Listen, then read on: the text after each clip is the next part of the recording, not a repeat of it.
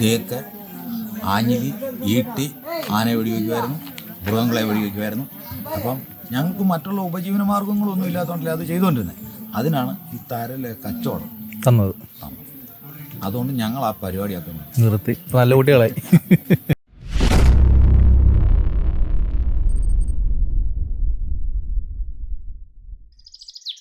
അയ്യനെ കാണാനായുള്ള കാനനപാത യാത്രയിലെ രണ്ടാമത്തെ എപ്പിസോഡാണത്. ഒന്നാമത്തെ എപ്പിസോഡിൽ എരുമേലി മുതൽ പുതുശ്ശേരി വരെയുള്ള വിശേഷങ്ങളാണ് ഞാൻ ഉൾക്കൊള്ളിച്ചിട്ടുള്ളത്. ആ വീഡിയോ നിങ്ങൾ കണ്ടിട്ടില്ല എങ്കിൽ ലിങ്ക് ഞാൻ താഴെ കൊടുക്കാം. പുതുശ്ശേരിയിൽ നിന്നും കരിയിലാന്തോടും കരിമലയും വലിയാനവട്ടവും ചെറിയാനവട്ടവും കടന്ന് പമ്പയിലേക്ക് സ്വാമി ശരണം. പുതുശ്ശേരി ചെക്ക് പോസ്റ്റ് കാലത്ത് 7 മണിക്ക് തുറക്കും. ഇപ്പം സമയം 7:30 നമ്മൾ പുതുശ്ശേരിയിൽ നിന്നും യാത്ര തുടങ്ങി തൊട്ടടുത്തായി കാണുന്ന ഈ തോടാണ് കരിയിലാന്തോട്. ഈ തോടിനും ഒരുപാട് ചരിത്രങ്ങൾ പറയാനുണ്ട്. കൊച്ചുകടുത്ത യുദ്ധത്തിന് ശേഷം പുതുശ്ശേരി മുണ്ടൻ്റെ തലയെറുത്തതും പരുക്കേറ്റ കൊച്ചുകടുത്ത വേദന മാറാൻ ഈ കരിയിലാന്തോട്ടിൽ കുളിച്ച് വേദനയകറ്റി കരിമല കയറിയെന്നാണ് വിശ്വാസം. ധർമ്മത്തിന് വേണ്ടിയുള്ള ധീരതയ്ക്കായി അങ്ങ് ശബരിമലയിൽ അയ്യൻ്റെ മടിമണ്ഡപത്തിന് തൊട്ടടുത്തായി ഒരു ഇരിപ്പടവും നൽകി കൊച്ചുകടുത്ത സ്വാമിയെ പൂജിച്ചു പോരുന്നു. ഈ കരിയിലാന്തോട്ടിൽ ഈ സീസണിലെല്ലാം മുട്ടിന് താഴെ മാത്രമേ നമുക്ക് വെള്ളം ഉണ്ടാകുകയുള്ളൂ. അതുകൊണ്ട് തന്നെ ശരണം വിളിച്ചു വരുന്ന അയ്യപ്പ ഭക്തന്മാർ ഇവിടെ കുറച്ചു നേരം കിടന്ന് ക്ഷീണമെല്ലാം അകറ്റി മനസ്സും ശരീരവും എല്ലാം ഒന്ന് ചാർജ് ചെയ്തതിന് ശേഷം മാത്രമാണ് കരിമല കയറാനുള്ള യാത്ര തുടങ്ങുന്നത്. അങ്ങനെ ഇലക്ട്രിക് ഫെൻസിങ്ങിൻ്റെ സുരക്ഷിതത്വത്തിൽ നിന്നും കാടിൻ്റെ വന്യതയിലേക്ക് ഒരാൾക്ക് മാത്രം ഒറ്റയ്ക്ക് നടന്നു നീങ്ങാൻ സാധിക്കുന്ന ഒരു ഒറ്റയടി പാത. ഇന്നലെയും ഇന്നുമായി ചെറിയ മഴ പെയ്തതുകൊണ്ട് തന്നെ ചെറിയൊരു തണുപ്പുണ്ട്, കുറച്ച് കോടമഞ്ഞുണ്ട്. പിന്നെ ഈ കാടിൻ്റെ ഈ ഒരു ആംബിയൻസും എല്ലാ തരത്തിലുള്ള ഫീലിങ്സും ഉൾക്കൊണ്ട് ആ ഭക്തിയാണ് എൻ്റെ ശക്തി എന്ന് ഞാൻ പഴയ വീഡിയോയിൽ പറഞ്ഞ പോലെ തന്നെ മുന്നോട്ട്. ഇനിയാണ് ഈ കാനന യാത്രയിലെ ഏറ്റവും കഠിനമായ ഘട്ടത്തിലേക്ക് നാം കടക്കുന്നത്. കരിമല 7 ഘട്ടമായി കയറുന്ന ഈ കരിമല കയറ്റത്തിൻ്റെ തുടക്കം ഇവിടെ നിന്നുമാണ്. ചെങ്കുത്തായ കയറ്റം, മരത്തിൻ്റെ വേരുകളിൽ കാലൂന്നിയുള്ള നടത്തം. തീർത്ഥാടകർ എത്ര ശക്തരാണെങ്കിലും കരിമല കയറ്റം നമ്മളെ തളർത്തിയിരിക്കും.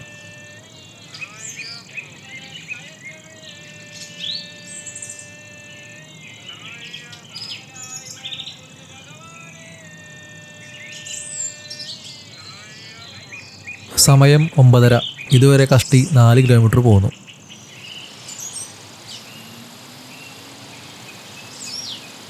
സമയം ഇത്രയായിട്ടും സൂര്യൻ ഉദിക്കാനുള്ള മട്ടും പാവുന്നില്ല. കാട്ടിലാണെങ്കിലോ ഇരുട്ട് കയറി വരുന്നു.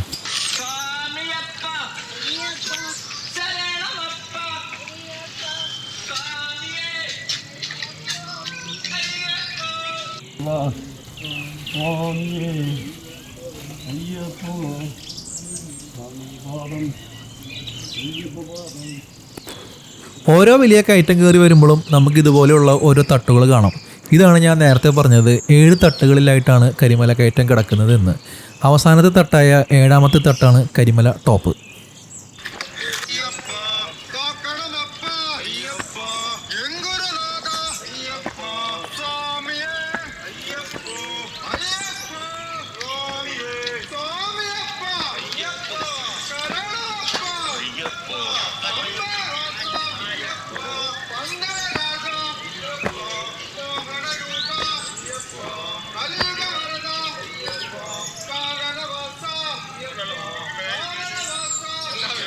അങ്ങനെ കയറ്റം കയറി ഈ 7 തട്ടിലെ 5ാമത്തെ തട്ടിൽ നമ്മളെത്തി. ഇവിടെ കുറച്ചു നേരം വിശ്രമിച്ചിട്ട് വേണം ഇനി എനിക്ക് മുന്നോട്ട് പോകാൻ.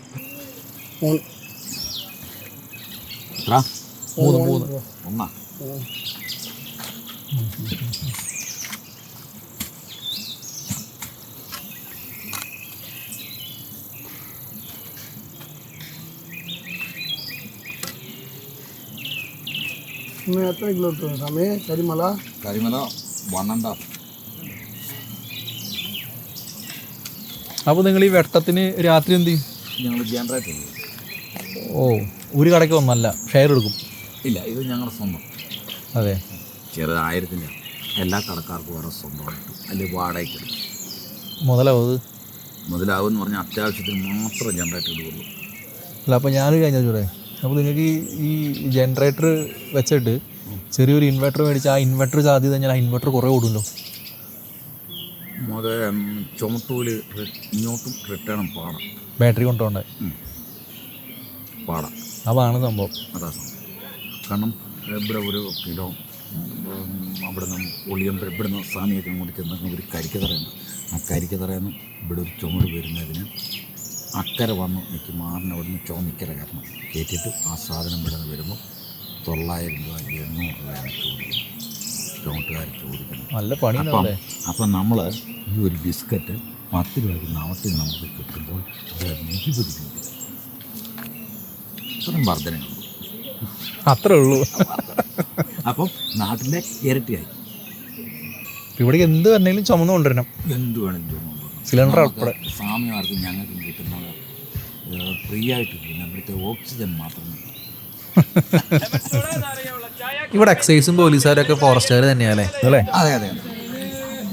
അവർ എക്സൈസിൻ്റെ ഡ്യൂട്ടി അവരാണ് ചെയ്യുന്നത്, പോലീസിൻ്റെ ഡ്യൂട്ടി അവരാണ് ചെയ്യുന്നത്. കടപരിശോധന, കേസ്. കടപരിശോധന ആ, അവർ സമ്മതിക്കില്ല. നിരോധിത വസ്തുക്കളൊന്നും അവർ സമ്മതിക്കില്ല. ഇല്ല. അതിന് ലഹരി ഉൽപ്പന്നങ്ങൾ ഒന്നും അവർ സമ്മതിക്കില്ല. എത്തിക്കേണ്ട അടുത്ത് എത്തിക്കേണ്ടത് എല്ലാ കാര്യങ്ങളും അവരാക്കി ചെയ്യുന്നത്. ആംബുലൻസ് സർവീസ് മുതൽ പോലീസ് ചെയ്യേണ്ട സംഭവങ്ങളെല്ലാം ഡിപ്പാർട്ട്മെൻറ്റ് അനുവദിച്ച് കുറച്ച് നേഴ്സുമാർ, ഡോക്ടർമാരും ഡോക്ടറൊക്കെ ഉണ്ട്. ഡോക്ടർ വന്നിട്ടുണ്ട്, നേഴ്സുമാരാണ് ഇവരല്ലേ? ആ, അവർ ദൂര സ്ഥലങ്ങളിലൊക്കെ ജോലി ചെയ്തുകൊണ്ടിരിക്കുന്നവർ സ്പെഷ്യലായിട്ട് അവർ പത്രത്തിൻ്റെ ഇതിന് വേണ്ടിയിട്ട് ഈ ഒരു സീസണിലേക്ക് വേണ്ടിയിട്ട് നിയമിക്കും. അവർക്ക് കിടക്കാനുള്ള ടെണ്ടാണിത്. ആ ടെൻറ്റോ? കഞ്ഞിയൊക്കെ കുടിച്ച് അവരിവിടെ അങ്ങ് കിടക്കും. കാരണം അവിടെ നേരത്തെ 24 മണിക്കൂർ നേരം അവരുടെ സഹായം നമുക്കുണ്ടായിരുന്നു. ഇപ്പം രാവിലെ ഒരു 6 മുതൽ വൈകിട്ട് 6-7 വരെ അവർ സേവനം ചെയ്യും. സ്ട്രെച്ചറുണ്ട്, ഓക്സിജനുണ്ട്, പെട്ടെന്നുണ്ടാകുന്ന കാര്യങ്ങളൊക്കെ ഓൾറെഡി ചെയ്യാനുള്ള. രാത്രി പിന്നെ ഇവിടെ ആളില്ലല്ലോ അല്ലേ? പാസിംഗ് ഇല്ലല്ലോ ആരും? പാസിംഗ് ഇല്ല. പാസിംഗ് ഉള്ള സമയത്ത് 24 മണിക്കൂർ അവരുടെ സേവനം ഉണ്ടായിരുന്നു. ഇത് ഇടുക്കി ജില്ലയാണ്. ഇടുക്കി ജില്ല. പത്തനംതിട്ട അല്ല? പത്തനംതിട്ട നമ്മുടെ പമ്പ സന്നിധാനം പത്തനംതിട്ട. അത് വിടുള്ളൂ. അത് അട്ടത്തോട് വാർഡ്. അട്ടത്തോട് വാർഡ് പെരുന്നാട് പഞ്ചായത്താണ്. പെരുന്നാട് പഞ്ചായത്ത്. ആ, പിന്നെ ഈ വനത്തിന് വെളി കുറച്ച് നമ്മൾ കാള് കെട്ടി ആ ഭാഗം ജനവാസ മേഖല കോട്ടയം ജില്ല. കോട്ടയം ജില്ല. ആ, ഞങ്ങൾ പഴയ കൊല്ലം ജില്ലക്കാരാണ്. കെ നായരുടെ കാലത്ത് ഞങ്ങൾക്ക് പത്തനംതിട്ടയിലോട്ട് ജില്ലയാക്കി തന്നതാണ്. ഇത് നിങ്ങൾ ടെൻഡർ എടുക്കുന്നതല്ലേ? ഷോപ്പൊക്കെ അല്ല? അല്ല, ഇത് ഞങ്ങൾ ഈ വനസംരക്ഷണ സമിതിയിൽപ്പെട്ടവർ, EDC. അങ്ങനെ ഞങ്ങൾ ഈ ഭാഗത്ത് നിന്ന് തേക്ക്, ആഞ്ഞിലി, ഈട്ടി, ആന വെടിവെക്കുമായിരുന്നു, മൃഗങ്ങളെ വെടിവെക്കുമായിരുന്നു. അപ്പം ഞങ്ങൾക്ക് മറ്റുള്ള ഉപജീവന മാർഗങ്ങളൊന്നും ഇല്ലാത്തതുകൊണ്ടല്ലേ അത് ചെയ്തുകൊണ്ടിരുന്നത്. അതിനാണ് ഈ തരലെ കച്ചവടം തന്നത്. അതുകൊണ്ട് ഞങ്ങൾ ആ പരിപാടി ആക്കുന്നത് നിർത്തി. നല്ല കുട്ടികളായി. മറ്റേ കാക്കി കണ്ട ഉടനെ ചാടി കയറി. എവിടെ തടി പിടിച്ചാന്ന് അറിയാൻ നോക്കില്ല, എവിടെ തോക്ക് പിടിച്ചാണെന്ന് അറിയാൻ നോക്കുക. കാണുമ്പോൾ ഞാൻ ആശങ്ക. ഞാനും ഇവിടെ തടി കറന്നു. എവിടെ അലമാരി പണത് ആ പിടിച്ചെന്ന് ഓർത്താ ചാടിക്കുള്ളൂ. ചിലപ്പോൾ അത് വേറെ ആവശ്യത്തിന് പോയി അറിയത്തില്ല. അപ്പോൾ അതൊക്കെ നിർത്തിയിട്ട് ഇപ്പോൾ എത്ര കൊല്ലായി? ഒരു 15-20 വർഷം. EDC തുടങ്ങിയ പിന്നെ അത് മുന്നോട്ട് കൊണ്ടുപോയിട്ടില്ല. ആ പടവിൻ്റെ മുകളിലല്ലേ കംപ്ലീറ്റ് ചെയ്ത് അടക്കി പറക്കി വെക്കുക. അപ്പോൾ ഇത് സീസണിൽ മാത്രമേ ഉള്ളൂ? സീസണിൽ മാത്രമേ ഉള്ളൂ, അല്ലാതെ ഇല്ല. ഇല്ല. ഇനി ഇങ്ങോട്ട് തിരിഞ്ഞു നോക്കാൻ നോക്കുക. ഈ ബാധിക്ക് വല്ല അടക്കല്ലേ അല്ലേ? ഈ ബാധിക്ക് വല്ല അടക്കും. പ്ലാസ്റ്റിക് എല്ലാം പെറുക്കി ക്ലീൻ ചെയ്താൽ നിങ്ങൾ നോക്കാൻ നോക്കുക. പിന്നെ ഫോറസ്റ്റുകാരും ഡോക്ടർമാരും മാത്രമേ ഉള്ളൂ അവിടെ ഉള്ളൂ. പിന്നെ മൃഗങ്ങളുടെ സ്വൈര്യ വ്യവഹാരം അല്ലേ? സീസൺ എന്ന് പറയുന്നത് ജനുവരി കഴിയണം. ജനുവരി 14-ാം തീയതി അവസാനം ഞങ്ങൾ പൊളിച്ചോട്ടി പോവും. ഒരു ദിവസം കൊണ്ട് പൊളിച്ചടക്കി പോവും. എല്ലാം റെഡിയാക്കി വെച്ചു. അതല്ല 15-ാം തീയതി ഉറപ്പായിട്ട് പോയിരിക്കും. പിന്നെ ആയിട്ടുണ്ടാവില്ല. ഇതിലെ സീസൺ എപ്പോഴാണ്? ജനുവരി കഴിഞ്ഞിട്ടോ? ജനുവരി 1 മുതൽ സീസൺ ജനുവരി 15 വരെ ആളാണ്. നല്ല ഇറക്കാം. അത് ഇറക്കാം. കൊടുത്തും മേടിച്ചൊക്കെ മടുക്കും.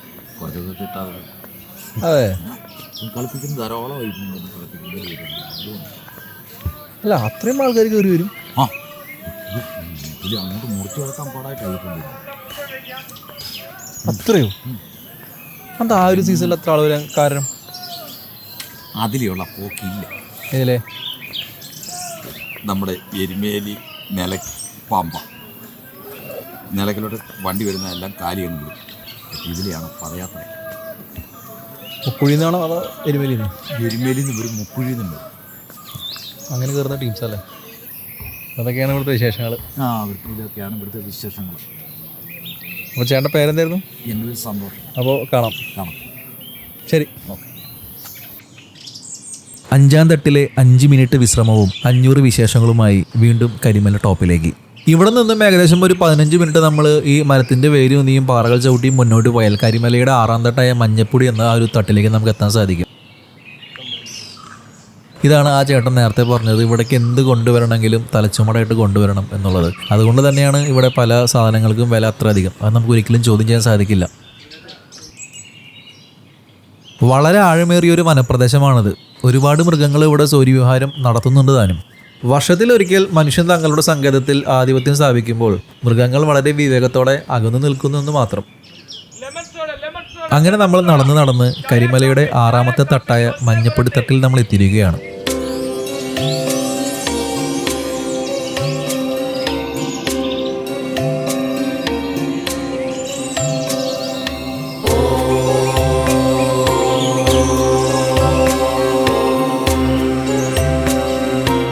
ഇതാണ് മഞ്ഞപ്പൊടി ഭഗവതി. ഐതിഹ്യവും ചരിത്രവും എനിക്ക് കണ്ടെത്താൻ സാധിക്കാതെ കരിമലയുടെ 6ാം തട്ടിൽ കുടികൊള്ളുന്ന ദേവി. ആ മരത്തിൻ്റെ മുകളിലൊക്കെ കണ്ടോ, നമ്മളിങ്ങനെ പോകുന്നോറും ഓരോ മരത്തിൻ്റെ മുകളിലും ഇങ്ങനെ കഴിഞ്ഞ വട്ടം കട നടത്തിയവരൊക്കെ വെച്ചിട്ട് പോയ ഓരോ ടാർപ്പാളുകളും ഷീറ്റുകളൊക്കെ നമുക്ക് കാണാം. അപ്പോൾ അവർ സീസണിൽ കട പൊളിച്ച് പോകുമ്പോൾ ഒന്നും ഇവിടെ കൊണ്ടുപോകുന്നില്ല. ഇതൊക്കെ മരത്തിൻ്റെ മുകളിൽ വളരെ സേഫാക്കി വെച്ചിട്ടാണ് പോകുന്നത്. ഇനി അടുത്ത ലക്ഷ്യം കരിമല ടോപ്പ്. കാരി എന്നാൽ ആന, പിന്നീട് അത് കരിമലയായി. ഓരോ തട്ട് കയറി മുന്നോട്ട് വരുമ്പോഴും അതിനുശേഷം നിരപ്പായ പരന്നു കിടക്കുന്ന ഒരു പ്രതലം കാണാം. ഓരോ ഘട്ടവും കഴിയുമ്പോഴും ഇനി ഒരുപാട് വരാനുണ്ടെന്നറിയാതെ ശരണം വിളിച്ച് മുന്നോട്ട്. സ്വാമിയെ ശരണമയ്യപ്പ.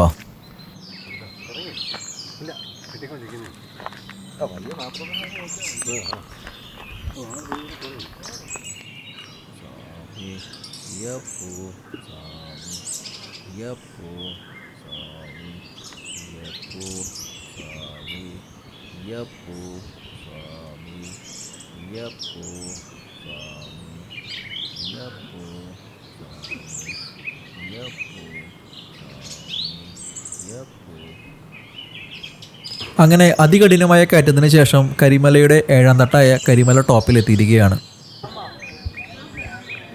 അന്നദാനം മുതൽ വിരിവെച്ച് വിശ്രമിക്കാനുള്ള സകല സൗകര്യങ്ങളും നമുക്ക് ഇവിടെ ഉണ്ട്.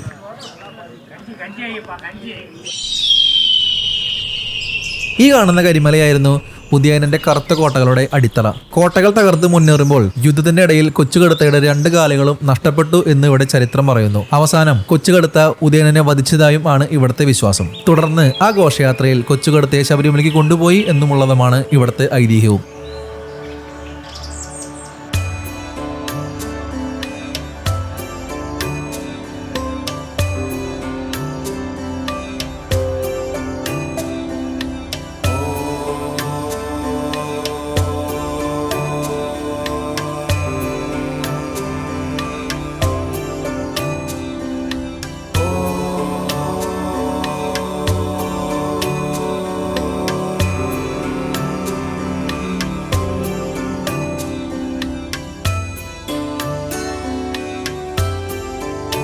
വനദുർഗ, കരിമലനാഥൻ, കൊച്ചുകടുത്ത എന്നീ സങ്കല്പങ്ങളാണ് നിങ്ങളിപ്പോൾ കാണുന്നത്. അയ്യപ്പനും ഭടന്മാരും ദാഹം ശമിപ്പിച്ചു എന്ന് വിശ്വസിക്കപ്പെടുന്ന ഒരു കിണറും നമുക്കിവിടെ കാണാം.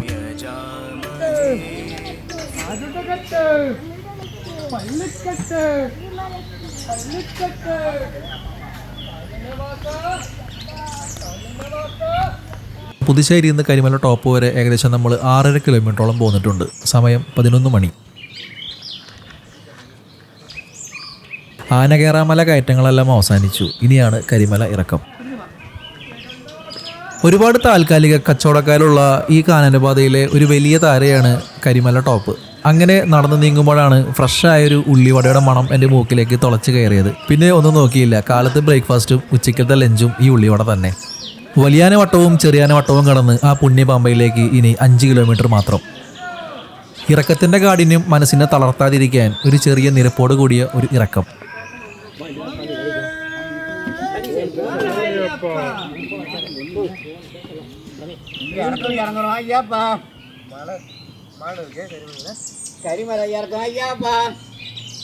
ഇന്നലെ മഴയുണ്ടായിരുന്നു, അതുകൊണ്ട് തന്നെ ചെറിയൊരു വഴുക്കലല്ലാണ്ട് കാലാകാലമായിട്ട് വെള്ളമെല്ലാം ഇങ്ങനെ കുത്തിയൊലിച്ച് പോയിട്ട് പാറകളൊക്കെല്ലാം നല്ല രാഗിച്ചീകിയ മൂർച്ചയാണ്. വളരെ സൂക്ഷിച്ചു മാത്രമേ നമുക്ക് ഈ പാതയിലൂടെ മുന്നോട്ട് പോകാൻ സാധിക്കൂ.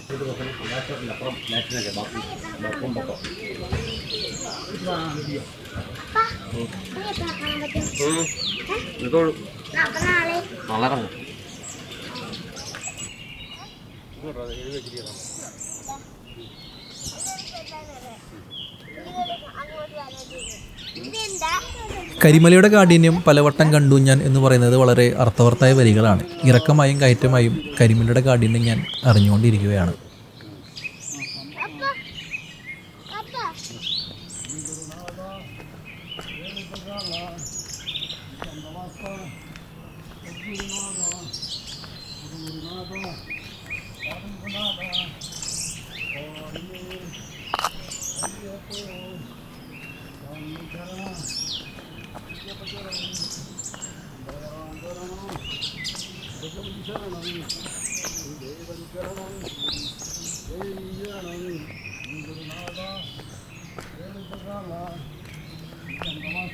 അങ്ങനെ കരിമല ടോപ്പിൽ നിന്ന് ഏകദേശം കരിമല ഇറക്കം അവസാനിക്കുന്ന ആ ഒരു സ്പോട്ടത്തെ നമുക്ക് 1 മണിക്കൂറിന് മുകളിൽ സമയമെടുക്കും. പിന്നെ മഴയെല്ലാം പെയ്യുകയാണെങ്കിൽ ഭയങ്കര വഴുക്കലായിരിക്കും. അപ്പോൾ ക്ഷീണം കൂടുന്തോറും ഇറക്കം നമുക്കിങ്ങനെ കൂടിക്കൊണ്ടേയിരിക്കും. പിന്നെ ശരണം വിളിച്ചെന്നെ മുന്നോട്ട്, സ്വാമിയെ ശരണമയ്യപ്പ. അങ്ങനെ വലിയാനവട്ടം താവളത്തിൻ്റെ സൈനിങ് ബോർഡെല്ലാം കണ്ടു തുടങ്ങി. ഇവിടെ നിന്നും ഇനി പമ്പയിലേക്ക് ആ ബോർഡ് പ്രകാരം 3 കിലോമീറ്റർ നമുക്ക് നടക്കാനുണ്ട്.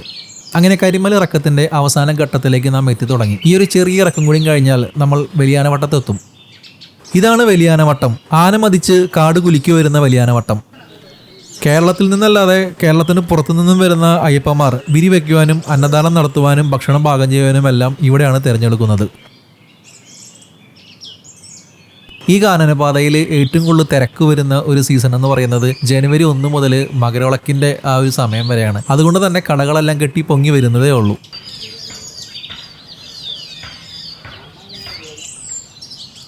ഇതാ മരത്തുമലത്തെ പൂവാണ്. എന്തിൻ്റെ പൂവാന്ന് എനിക്കറിയില്ല, കണ്ടപ്പോൾ ഒരു കൗതുകം തോന്നി. ഇനി ഇവിടെ നിന്ന് അങ്ങോട്ട് വാഹന സൗകര്യവും ഇലക്ട്രിസിറ്റി സൗകര്യവും എല്ലാം ഉണ്ട്. അങ്ങനെ വലിയാനവട്ടത്തു നിന്നും ചെറിയാനവട്ടത്തിലേക്ക്. ഇനി നമുക്ക് ഇവിടെ നിന്നും ഏകദേശം ഒരു 15-20 മിനിറ്റ് നടന്നാൽ പമ്പയെത്തി. ഇനി വലിയ കയറ്റങ്ങളോ ഇറക്കങ്ങളോ ഒന്നുമില്ലാത്ത ഒരു സമതലം.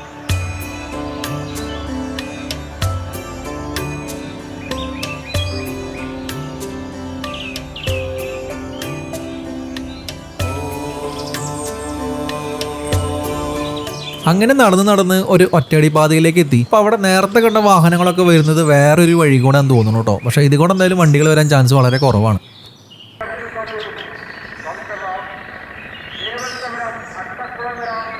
അങ്ങനെ അങ്ങ് ദൂരെ പമ്പയുടെ തിരക്കും ആ ശരണവിളികളും ആ അനൗൺസ്മെൻറ്റൊക്കെ എനിക്ക് കേട്ട് തുടങ്ങിയിട്ടുണ്ട്. അതുമാത്രമല്ല, എൻ്റെ വലതുഭാഗത്തായിട്ട് എനിക്ക് പമ്പ നദി ചെറുതായിട്ട് ഒഴുകുന്ന ഒരു പോർഷനൊക്കെ കാണാം. തിക്കും തിരക്കും ഒച്ചപ്പാടും ഇല്ലാത്ത പമ്പയെ ഞാനിതുവരെ കണ്ടിട്ടില്ല. കറുത്ത മുണ്ടെല്ലാം വലിച്ചെറിഞ്ഞ് മലിനമാക്കിയ പമ്പ. ഇതാ നോക്ക്, പമ്പയുടെ ശുദ്ധമായൊരു വശം. പന്തളകുമാരനെ പന്തള രാജാവിന് കിട്ടിയ പമ്പ നദിക്കരയിൽ അവസാനം ഞാൻ എത്തിയിരിക്കുകയാണ്. ഇപ്പം സമയം 1:30 ആവുന്നു. പുതുശ്ശേരിയിൽ നിന്നും പമ്പ വരെ ഏകദേശം 12.5 കിലോമീറ്റർ. ഈ കാനനപാത യാത്രയിലെ അവസാനത്തെ ഡെസ്റ്റിനേഷനും ഈ പമ്പ തന്നെ. പമ്പയുടെ കുളിരറിയാതെ ഒരയ്യപ്പനും ഇതുവരെ മല ചവിട്ടിയിട്ടില്ല. ഈ പമ്പ എനിക്ക് വെറും ഒരു മണൽത്തിട്ടയല്ല, എൻ്റെ ജീവിതത്തിൽ നല്ലതും പൊട്ടയും വഴിത്തിരിവും എല്ലാം സാക്ഷ്യം വഹിച്ച ഒരു നദിക്കരയാണിത്. ഇനി വർഷം എത്ര കഴിഞ്ഞാലും ഈ മണ്ണിൽ ചവിട്ടി നിൽക്കുമ്പോൾ ആദ്യമായി അമ്മാവൻ്റെ കൈപിടിച്ചു വന്ന ആ പഴയ 10-ാം വയസ്സുകാരനാവും ഞാൻ. നമ്മളെല്ലാ ക്ഷേത്രത്തിലേക്കും പോകുമ്പോൾ നമ്മൾ ദൈവത്തെ കാണാൻ പോകുന്നു എന്നാണല്ലോ നമ്മുടെ ഒരു വിശ്വാസവും സങ്കല്പവും എല്ലാം. പക്ഷേ എന്താണെന്നറിയില്ല, എനിക്ക് ശബരിമലയ്ക്ക് വരുമ്പോൾ ഞാൻ അറിയുന്ന എന്നെ അറിയുന്ന ജീവനുള്ള ഒരാളെ കാണാൻ പോകുന്ന ഒരു ഫീലിംഗാണ് എനിക്ക്. അതാണ് എൻ്റെ അയ്യപ്പൻ. സ്വാമിയെ ശരണമയ്യപ്പ.